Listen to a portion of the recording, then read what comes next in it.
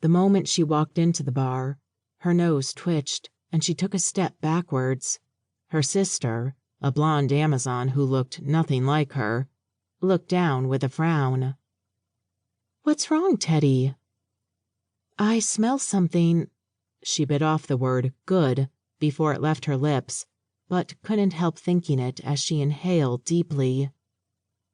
A yummy, distinctly male scent set her girly parts tingling, and her eyes widened in surprise. It can't be.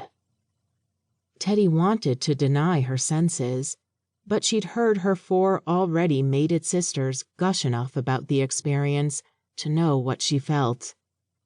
My mate is in this bar.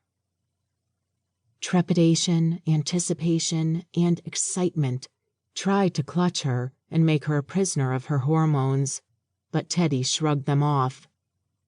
She wasn't some naive little girl who would swoon at the feet of the man fate had chosen for her. But she couldn't prevent curiosity from bubbling forth, and she craned on tiptoe to see if she could spot the man that biology and an inexplicable force that liked to meddle in shapeshifters' lives deemed her perfect mate. Her plan to check him out first ended up foiled, though. Surrounded as she was by her sister and cousins, all of whom towered over her by 6 inches or more. She frowned as she fought an urge to push through the ranks of bodies to see him. She refused to act too eager. She had too much self-respect to act like a desperate sow in heat. Apparently, he didn't share the same trepidation, because if the sizzle along her nerve endings was any indicator, he approached. Her bear, usually dormant this cold time of the year, stretched in her mind and chuffed. Teddy's mouth went dry, and although her mind screamed, "Run!"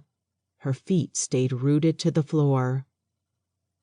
The wall of bodies in front of her parted, and Teddy found herself staring at a man's stomach covered in a plaid shirt.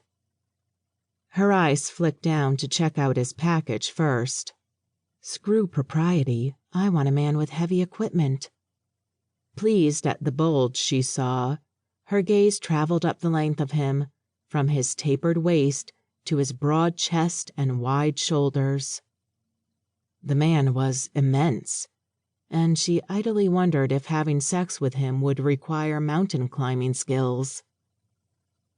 She thought she heard him make a noise through the roaring in her ears, but as she inhaled his scent, now close enough for her to savor his unique flavor, she grimaced.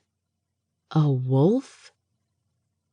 In the off chance she did eventually meet her one, Teddy had really hoped for a bear like herself. Apparently, she wasn't the only one disappointed, because when her eyes finally met the deep brown ones of the man her bear insisted was their mate, she could see shock and distaste reflected in his eyes.